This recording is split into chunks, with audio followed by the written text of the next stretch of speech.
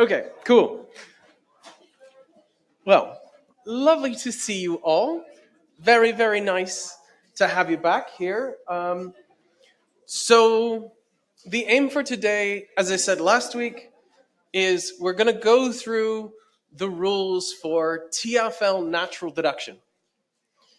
So, specifically, what I want to do is I want to start off by talking about what natural deduction is, the kind of very idea and the motivation for doing it. So that's what we're going to start with. Yeah. I'm not sure I did. I can do so in the break though. I will. I put them. Actually, you know what I did? I put them on Canvas and then forgot to put the link to them. So if you check files, they should be in the files. So yeah, if you want to find the slides, they're in there. They're in the file folder. If you go like files, lecture slides, 23, 24, and then it should have L9. So if you want to look at those. But I'll also put the link to them during the break. Yeah, thanks for reminding me. Okay, yeah, so the plan, start off by talking about just what natural deduction is and the kind of motivation for it, why we'd be interested in doing this sort of thing. And then the vast bulk of what we're going to do is we're going to work through the basic rules. So the core idea here is actually very simple, is that for each connective, there's going to be what we'll call an introduction and an elimination rule. And effectively, those rules, the introduction and elimination, or the I and E rules for the connectives, those are going to be the moves we can make for our game. And with them, we're going to get our whole proof system. Then if we get through the basic rules all nice and easy, we'll finish off by talking about some derived rules. These are ones that, strictly speaking, we don't have to have. The system doesn't require them. But once we define them up, you can make our lives easier. Basically, whenever you use them, you've always got a, hey, there's a slightly more complex proof in the background. We're just skipping some steps. So that'll be the plan. Again, we'll talk about what natural deduction is, the motivation for it, and then get clear on the rules. So let's get started. So the first thing to note is the stuff we covered in the first half of the course, right? Truth tables and interpretations. They are incredibly powerful tools. With them, we can do a whole bunch of stuff. In particular, if we think just about truth tables, when we're faced with a TFL argument, we have this wonderful brute force method for testing its validity, right? Just build a table. And if there's any valuation where the premises are true and the conclusion's false, we know the argument's invalid. If there's no such valuation, it's got to be valid. But of course, this tool has some limitations. Not just limitations tied up with the language, but even if you think about what it shows us. Right? So the biggest problem is that tables don't really deliver much insight. And what I mean by that is, it can show you that an argument's valid. That is, it'll show you that it's impossible to make the premises true and the conclusion false. But it won't tell you why.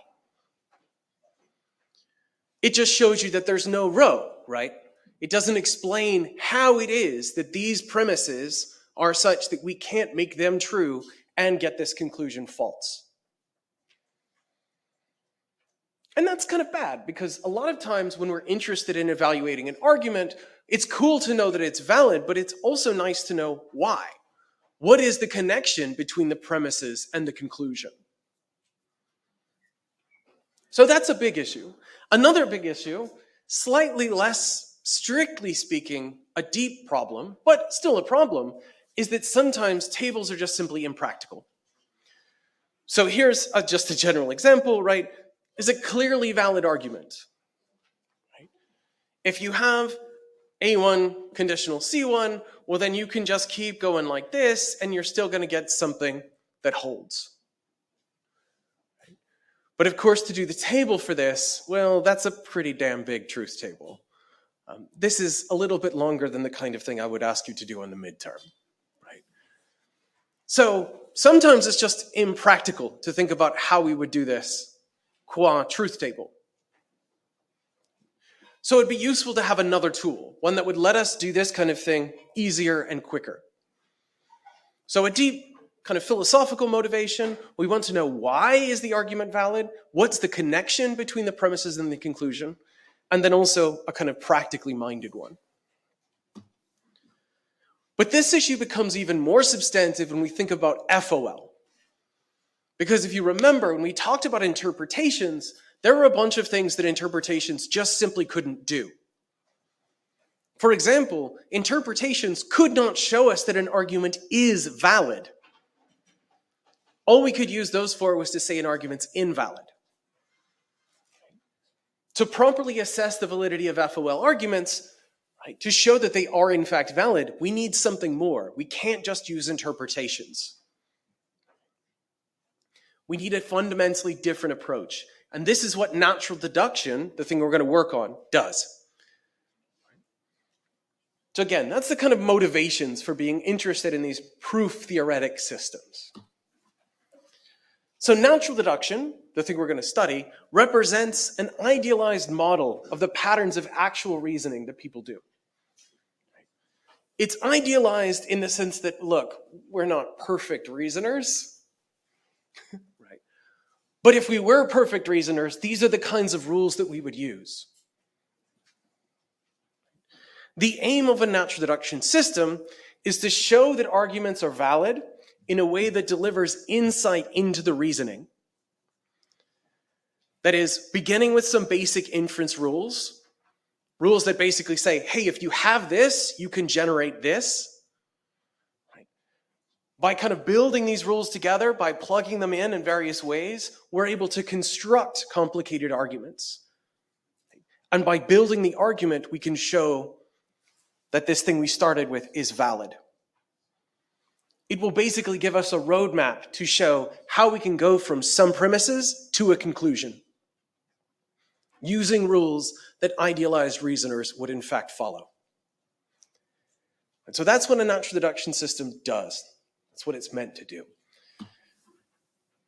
So it clarifies the form and structure of our logical reasoning. It describes the appropriate means of justifying a conclusion by showing you how to go from premises to it. And it demonstrates how the inference rules that we, non-perfect, non-ideal reasoners, use, and also why they're successful. It shows us when we can apply them and how good they are. So the first two are really nice because those link back exactly with those two initial issues. It gives you the motivation. It explains why an argument's valid. The third one is just a kind of nice thing to have. So how does it do this? So natural deduction works by constructing formal proofs. A formal proof, just to give a definition, is a sequence of sentences, some of which are marked as assumptions or premises. And the last line of this sequence is a conclusion. And importantly, the formal proof shows how to derive the conclusion from the premises using good inference forms. So note, I'm not going to ask you this definition on the exam or anything, but I want you to know that this is basically what we're going to be doing. We're building sequences of sentences that'll start with some assumptions. The last thing is going to be the results, the conclusion we want. And along the way, we're going to cite the rules that show us how we go. That's going to be the plan. It's going to be basically a roadmap. Starting from here, this is how you get to the conclusion. The core of our natural deduction system are inference rules. These are the rules that let us derive lines, produce things. There are going to be some rules that govern the behavior of connectives. In fact, this will be the bulk of the rules. And then notably, when we get into FOL, there'll be rules for the quantifiers and identity. So in fact, the FOL system is basically just the TFL one with like 5 more rules. So that's why we start with TFL. And as I mentioned, the nature of these inference rules, there basically are broadly 2 types. There are introduction rules. And introduction rules tell us when we can introduce a sentence into our proof featuring the relevant operator. So you go from something to a new sentence featuring whatever operator you want to introduce.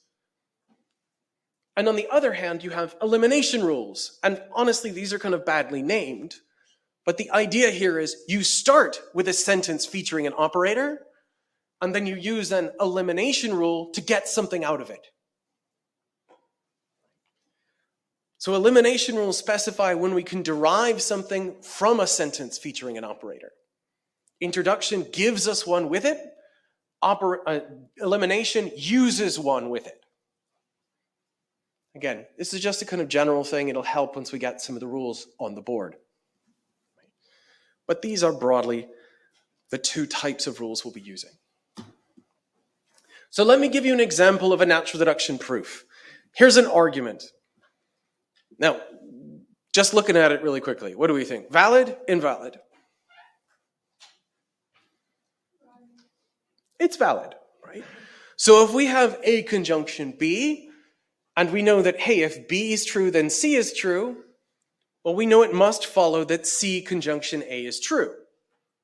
Right? In fact, we can think about the reasoning here. Well, we're first told that A and B are true.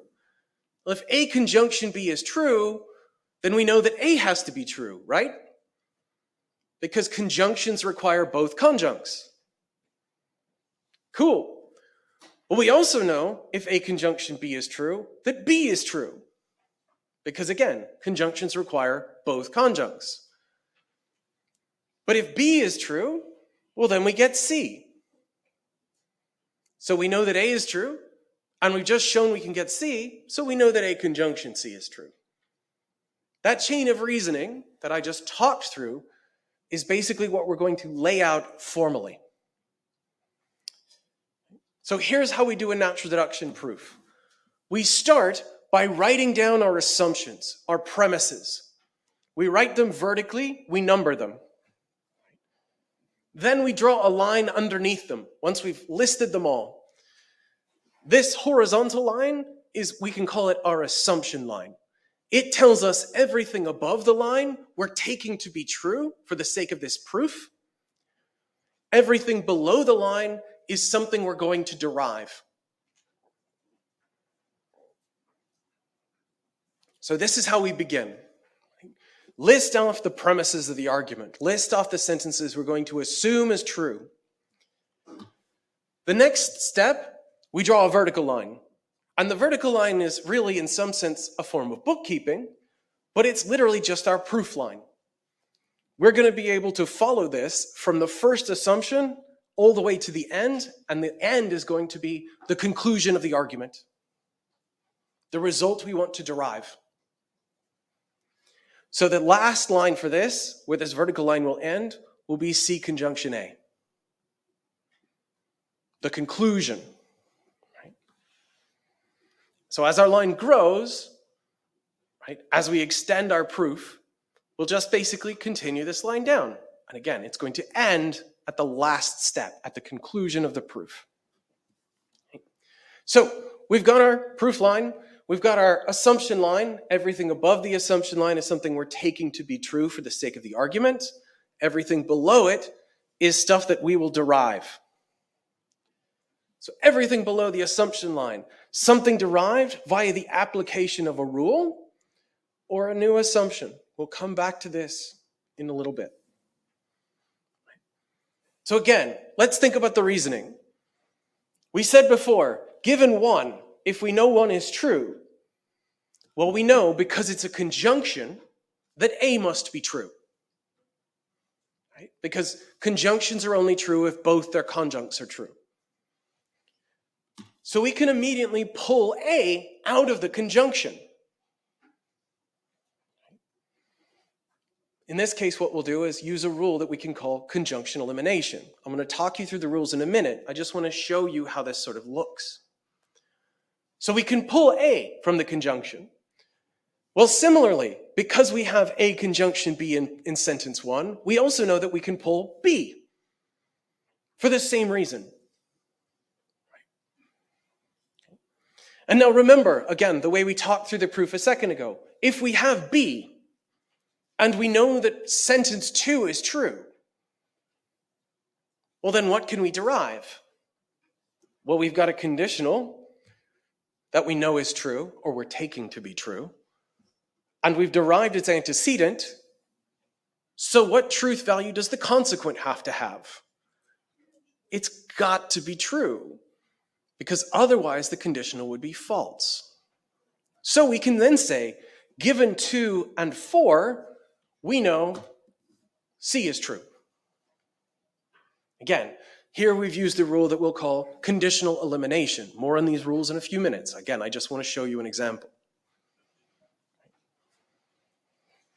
And then finally, because we have A at line 3 and C at line 5, and we've derived them, we've shown that they're both true. Well, if we know that A is true, and we know that C is true, we know that A conjunction C is true.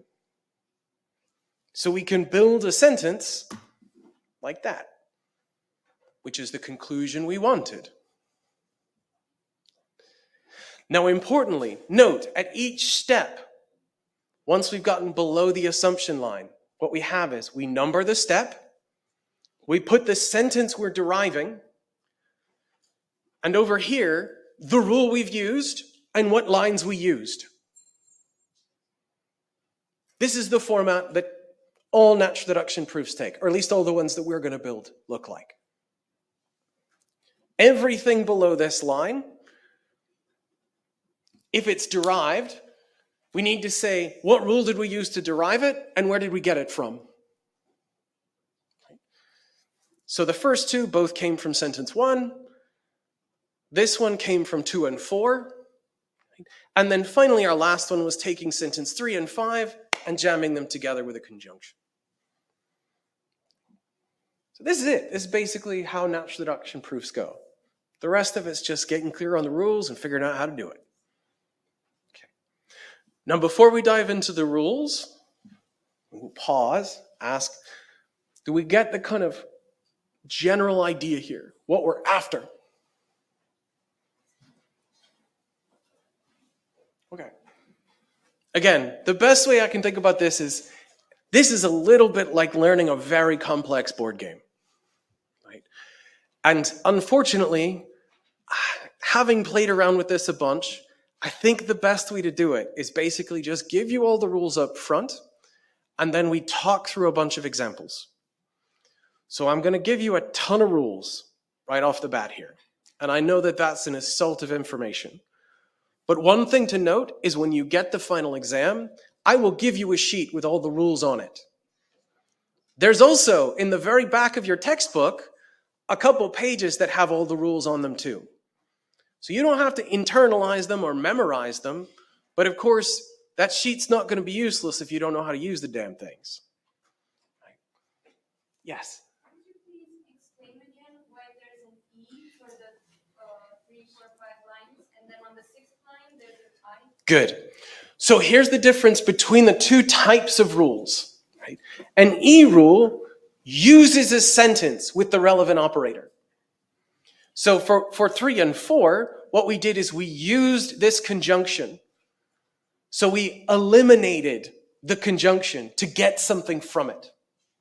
The same thing too with 5. In this case, we eliminated the conditional. We used this conditional sentence and its antecedent to give us its consequent. So in all of these, we're using sentences featuring that operator. Now the I rules, in contrast, give us a sentence featuring the relevant operator. So in this case, we introduced a conjunction. We used two in atomic sentences, A and C, to introduce their conjunction.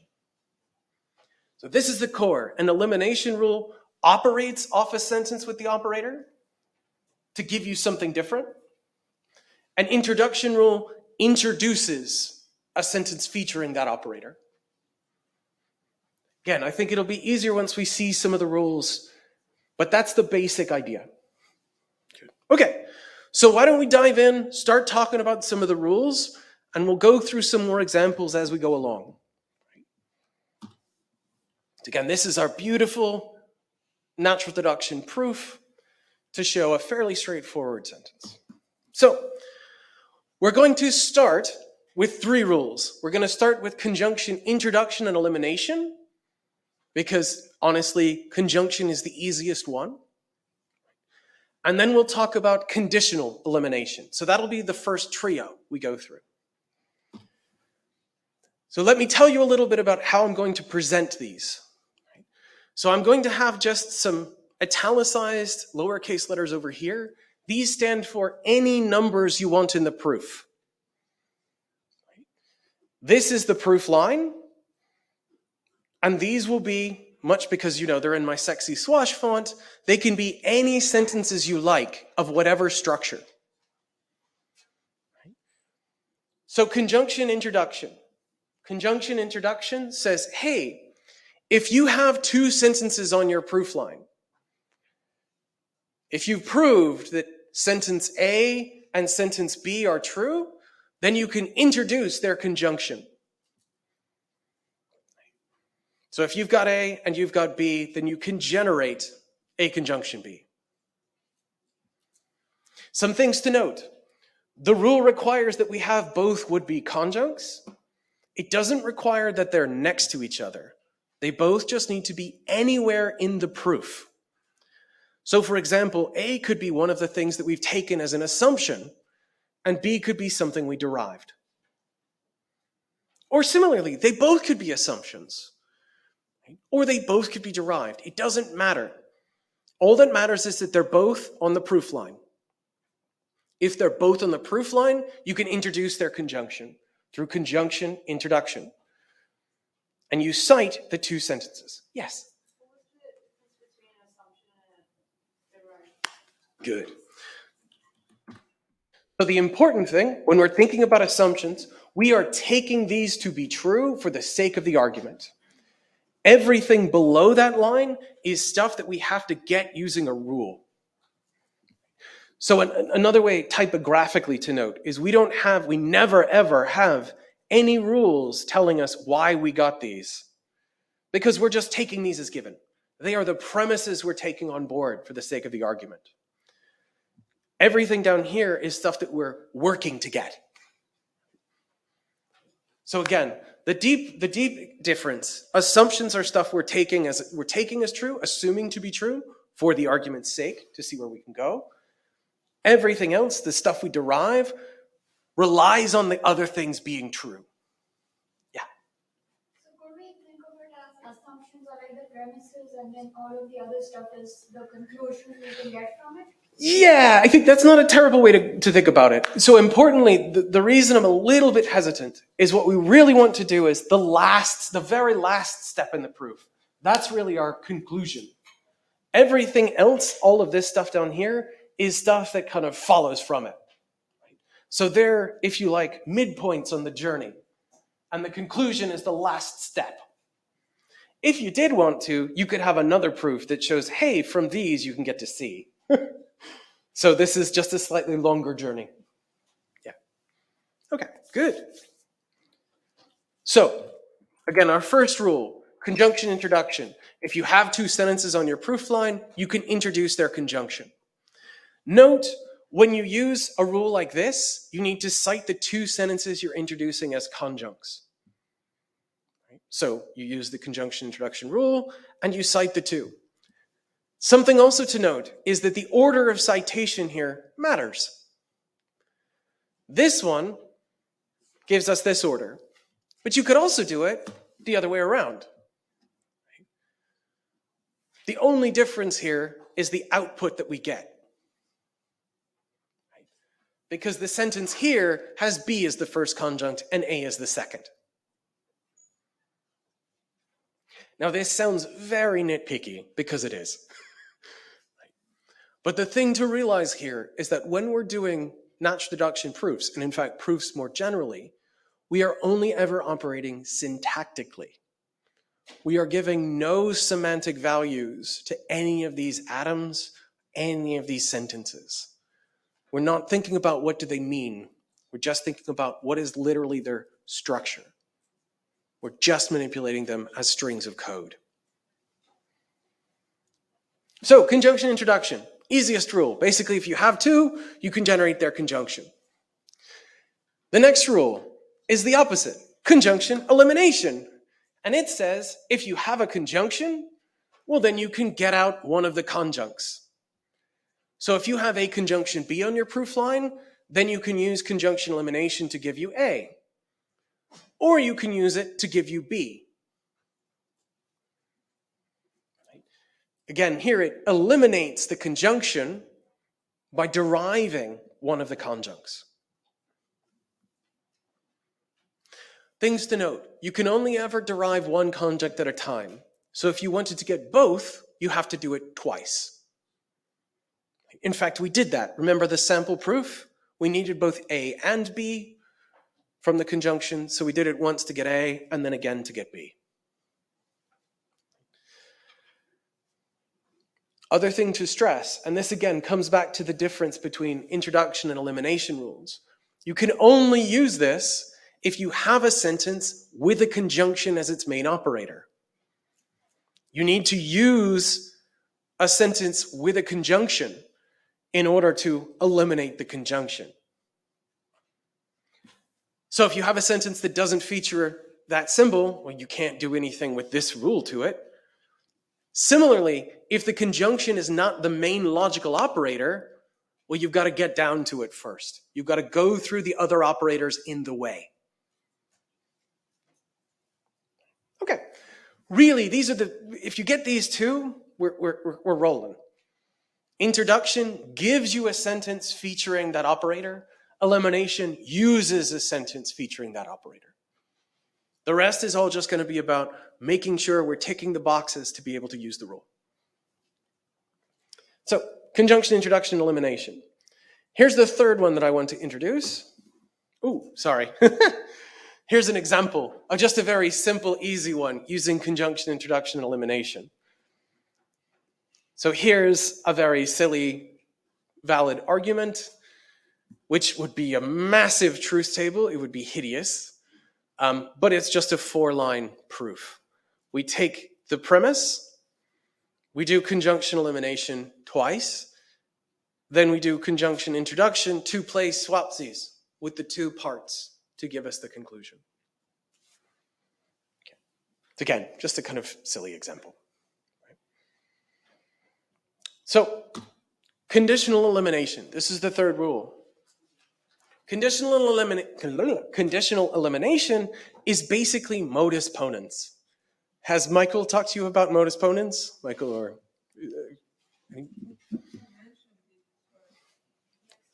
Next lecture, okay. So the idea here, conditional elimination, uses a conditional to derive a sentence. In this case, you have to have a conditional sentence and its antecedent, and you can derive its consequent. So I'll repeat that. You have a conditional and the antecedent, you derive the consequent. Whenever you use this rule, the only thing you can ever get is the consequent, the second part of the conditional. And you need the conditional and the first part. You need both. If you just have the conditional, well, you can't get the result. Notably, when we use this rule, yes? Good. So, let's think about it, right? If you know a conditional is true, do you know anything about the truth value of its parts? The only thing you know is that you don't have the combination true in the front, false in the back. But it could be that they're both false, could be that they're both true. So just from the conditional's truth alone, from this sentence alone, you can't say A is true or B is true. You're just left in the dark. But as soon as you know that the conditional's true and that the antecedent's true, that is, you know the conditional's true and the first part has to be true, you absolutely 100% know that the second part has to be true as well. Because remember, the only thing you know when the conditional is the case is that it can't be the first part true and the second part false. So that's the what this rule tells us. Right? If we know the conditional and the antecedent, we know then that the consequent has to be the case. But flip that around.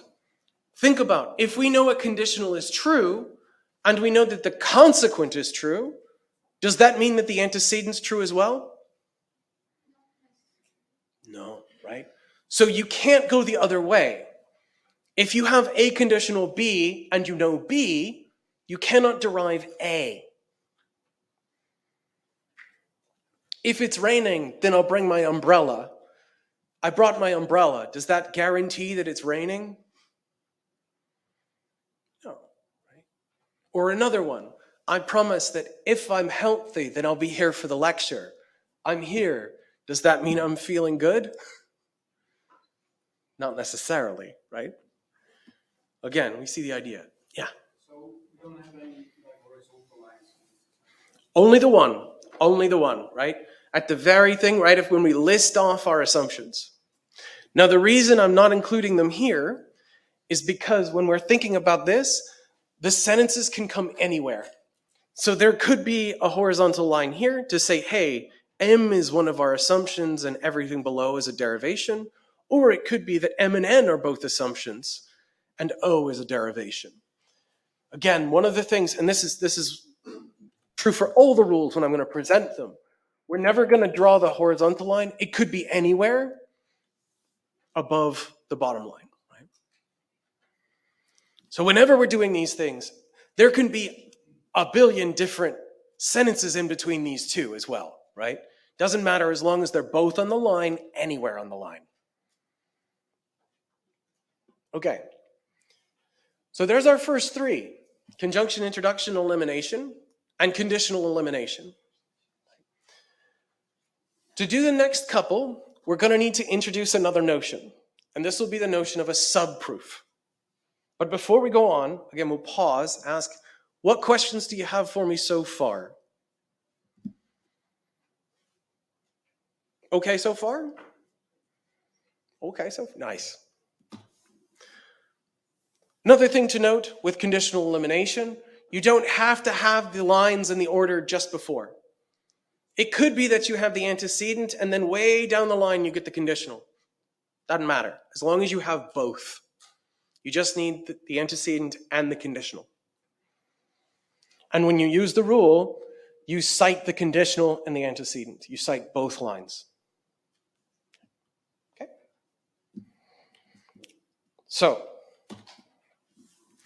segue, let's talk about subproofs. Now, when I introduced the idea of the assumption line, I said, okay, everything below the assumption line is going to be something derived using a rule or a new assumption. A subproof turns on the idea of adding a new assumption while we're doing our proof. But importantly, when we add a new assumption, we are not going to take it as true for the whole proof. Instead, what we're going to do is kind of take a little side route and say, hey, suppose we also had this. Well, then this other stuff would follow. And then we can go back into our main proof. So an example will kind of clarify. So here's another argument we can look at. Premise is just the sentence A, and our conclusion is B conditional A conjunction B. Valid? Invalid? No idea. Well, let's think. If A is true, right? So if we take A as a premise and we assume A is true, well then, would the conclusion follow? Well, the conclusion says, hey, if B is true, then you could derive A conjunction B. And remember where we started with. We're assuming that A is true. It makes sense, yeah? It makes sense. It makes sense. So if we start with A, and then if we also had B, well, then we could get A conjunction B. So let's show that. We start by the usual way. We list all of our premises, all of our assumptions. We draw the assumption line. Now, of course, we can't really do much yet. But remember what we just said. If B were true. So let's suppose B is true. That is, let's take a little byway. We step over and add a subproof line. A subproof still gets numbered, but what we do is we start a second vertical line. This second vertical line indicates our subproof. It's basically a proof within a proof. Somebody call exhibit, right? That's a joke that I think is just too old for you guys. Right. So in this subproof, what we do is we start with a new assumption.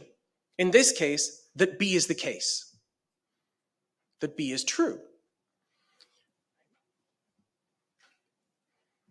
The idea here is, what could we show if this other thing were also the case? Now, importantly, what we're eventually going to do is we are eventually going to close this subproof and get back onto the main proof line. So again, let's think. At line 3 of this proof, what can we generate? We can get their conjunction, right? And what rule would we use to get their conjunction? Yeah, conjunction introduction. Conjunction introduction, citing lines 1 and 2. But note, this sentence we would derive, we don't put it on the main line. We put it on the subproof line. Because it requires 2. Yeah. Good. So what we wanted to do was to get the conjunction. Right? And in order to get the conjunction, given that we didn't have a conjunction here, we need to introduce that operator. Hence the conjunction introduction rule. It's going to give us a sentence with a conjunction as its main operator. A conjunction B. Now note, this behaved just like what we would usually do in a proof. And what we had available to us here was everything on this line, so in this case just B, but also everything on any line to the left that isn't closed.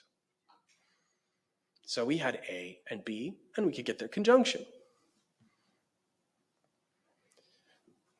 So what we've shown at line 3 is that given A, if B is true, we could get A conjunction B.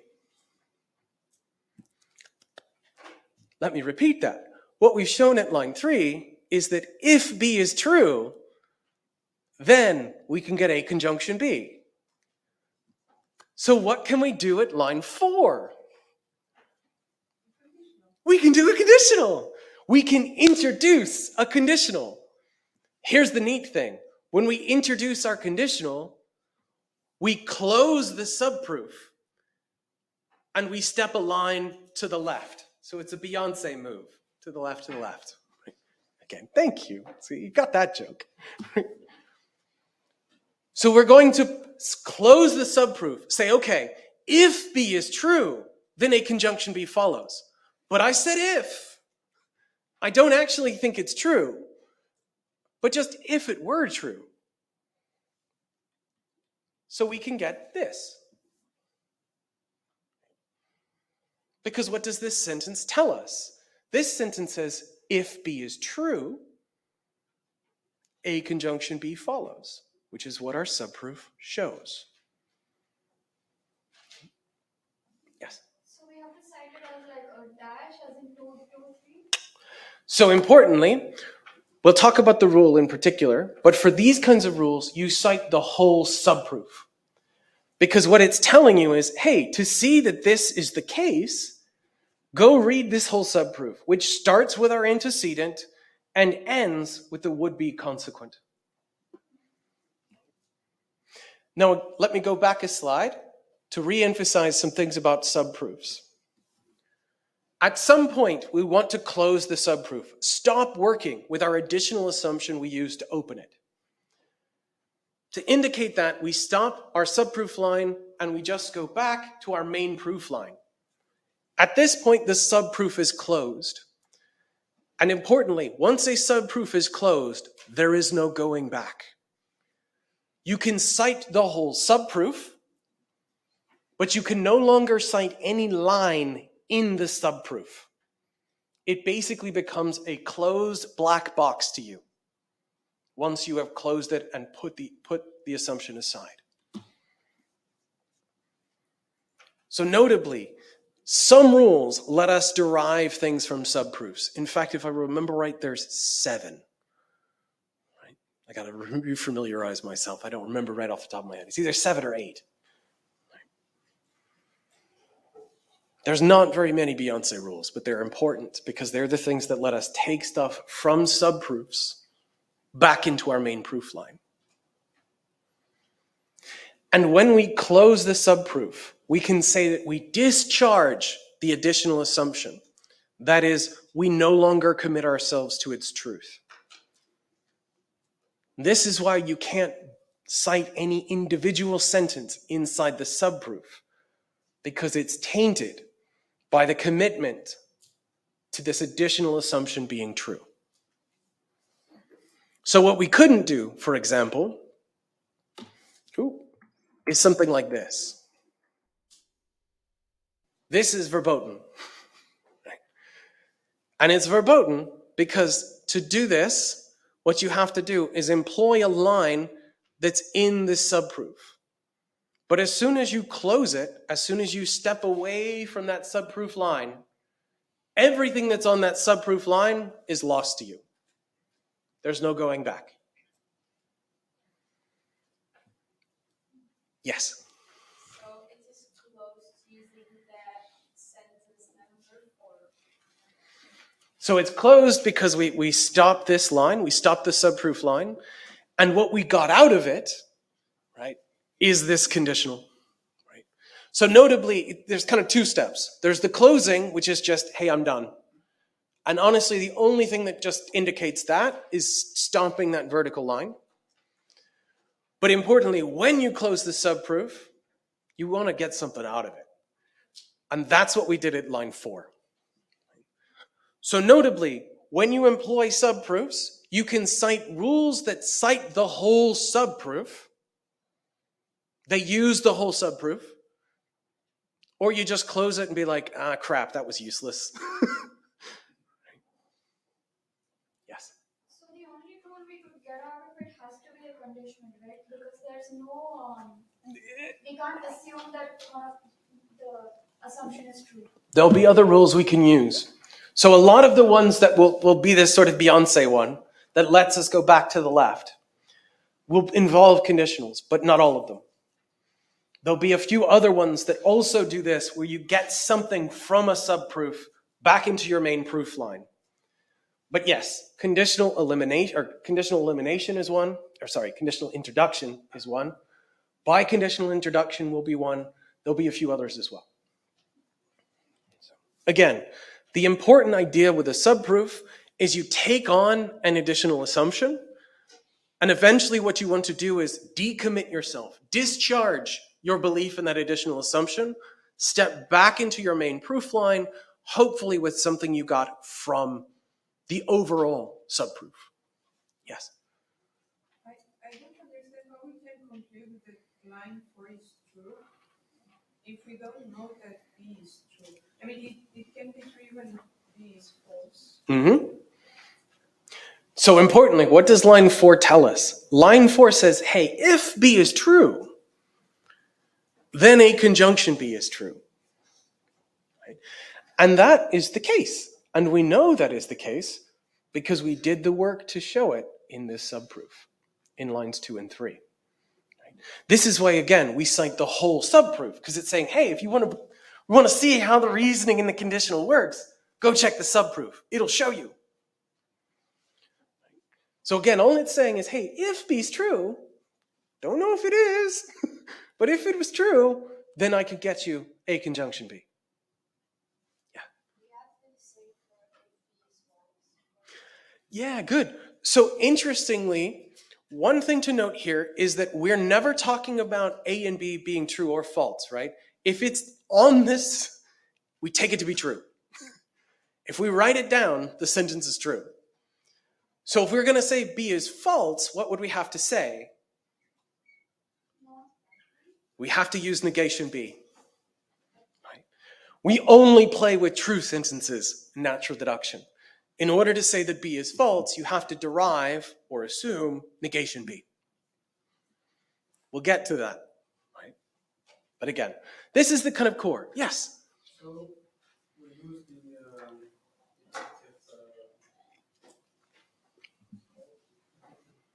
like this whole thing. Natural deduction. Natural deduction to, at the end of the day, say whether an argument is valid or. Good.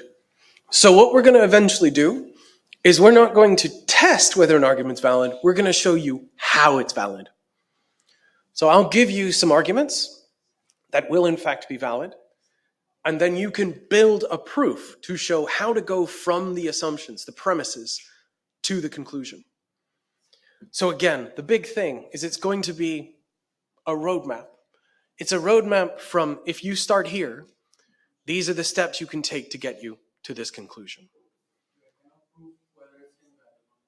What would we use to show that it's invalid? Yeah, a table, right? So basically, right, for TFL, it's easy. We can always just build a table. The fun part's going to be when we get to FOL, because there we're going to have two tools. Proofs to show it's valid, interpretations to show it's invalid. That's why the two go together. So again, the big motivation here isn't that we couldn't show an argument's valid. It was that we didn't get any insight. We didn't know why or how the premises supported the conclusion. Natural deduction lays that clear. That's the big, big motivation. Yeah.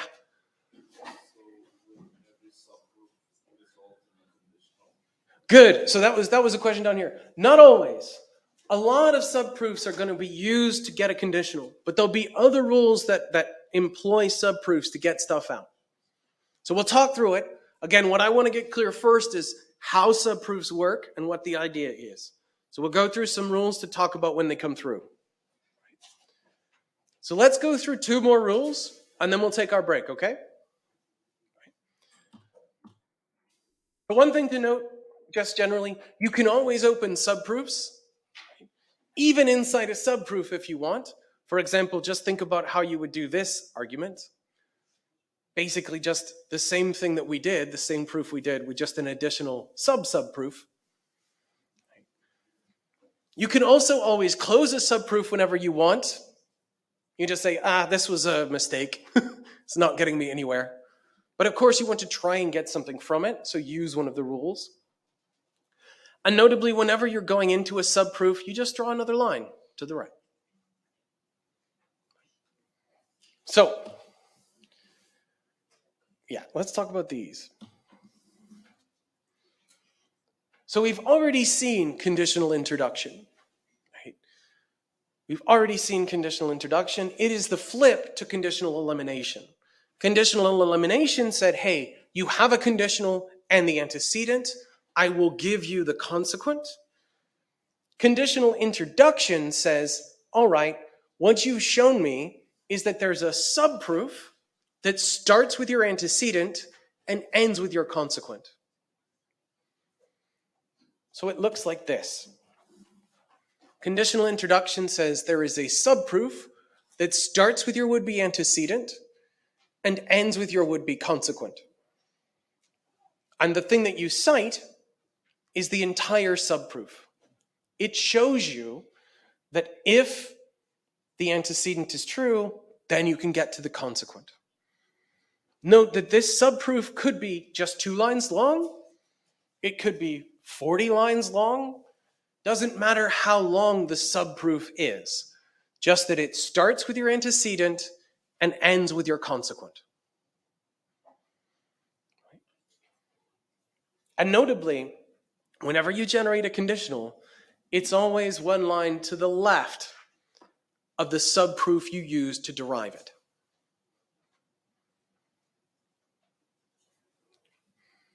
So that's conditional introduction. Of course, if conditionals work this way, you can have a guess at what biconditional introduction looks like. Biconditional introduction is going to be this twice. Right? Biconditional introduction is there's two subproofs. One that starts with the thing on the left and gives you the thing on the right, and a second subproof that starts with the thing on the right and gives you the sentence on the left. That is, it shows you that the two conditionals are true. It introduces both conditionals. Shocking. Exactly like you would expect from a biconditional. Notably, the difference between this rule and conditional introduction is that you don't just cite one subproof, you have to cite both. As before, there can be as many lines as you want in between the two subproofs, it doesn't matter. These can be as long as you want, that doesn't matter either. Yes?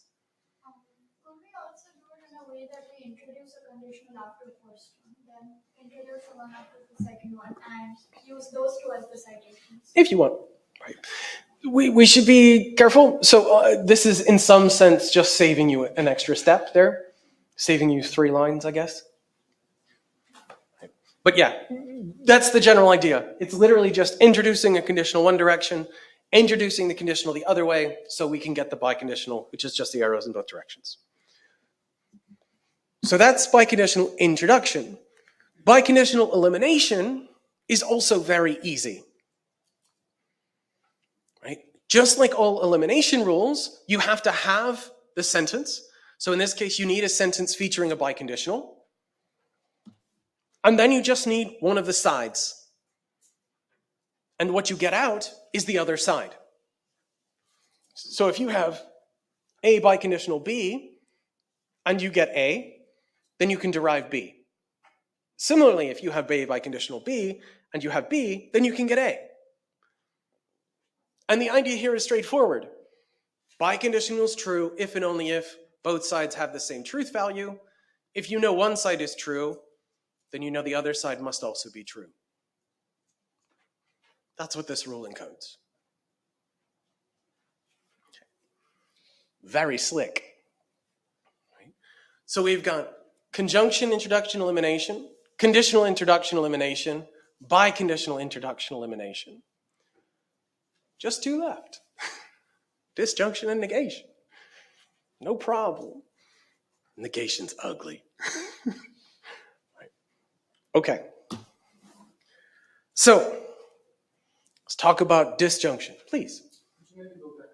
Absolutely. Do you need to have line Q to make line R? Good. Because I've already made because you have O, which is the same. So I was thinking basically these are meant to be 2 different proofs, right? That's why there's a break here. So the thought is just to show you that it doesn't matter which side you have, you always just get the other one. Right?